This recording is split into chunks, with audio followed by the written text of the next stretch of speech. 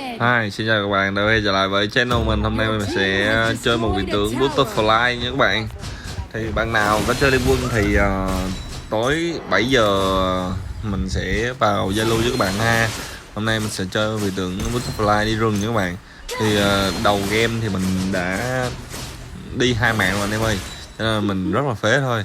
Giờ là mình phải đi farm thật là nhiều để có đồ mà quét anh em à. Đó, mình sẽ ăn cái con rồng này nha. Rồi thì tem bên dưới nó combat rồi anh em ơi, nên mình trên đây mình đẩy thôi, đẩy trụ là chính thôi anh em ơi. Thì game này là game đẩy trụ mà, đẩy đúng 4 cái trụ đánh hàng là win nha anh em ơi. Ok, đấy, trụ này là trụ đầu tiên luôn. Ok, mình vào rừng farm thôi anh em. Ok, không có ai thì mình vào trụ mà mình đập thôi.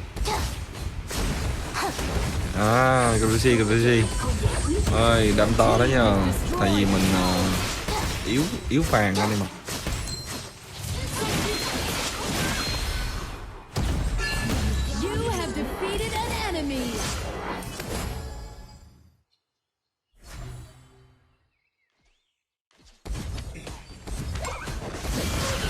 Nên mình FB chơi rất là hay luôn ha.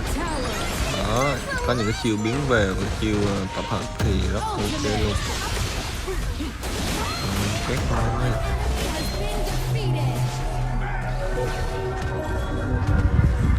Ok, vô farm rừng này mày. Đấy. Phải vào rừng bạn farm hết rừng nha. Đó, bây giờ đồ nhiều cho nên là farm rất là nhanh luôn. Để bự lên bảng của anh em.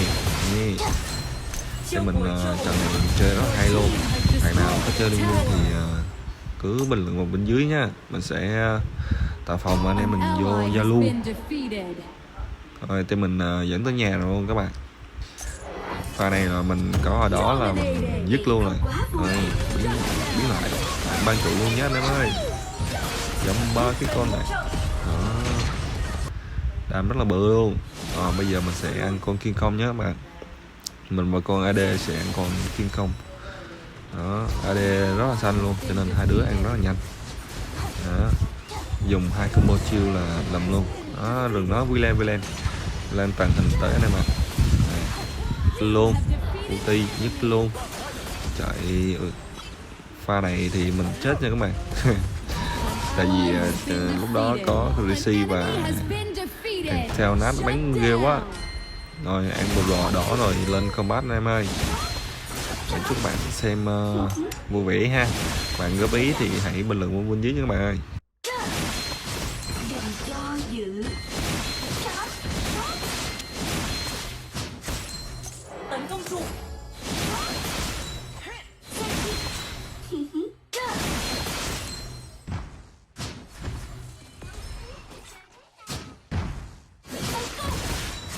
Thủ cao lên.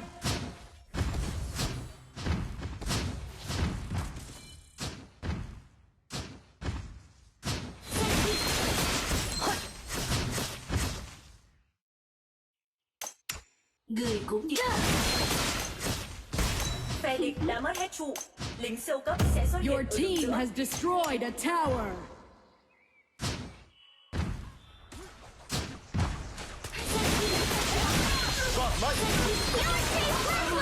Cần hỗ trợ. Rút lui. You have been defeated. Rút lui.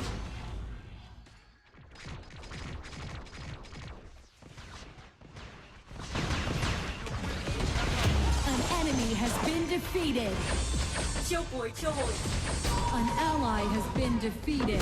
An enemy has been defeated.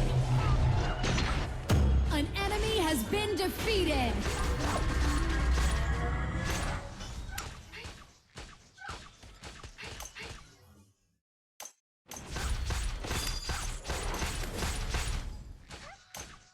nice assisting.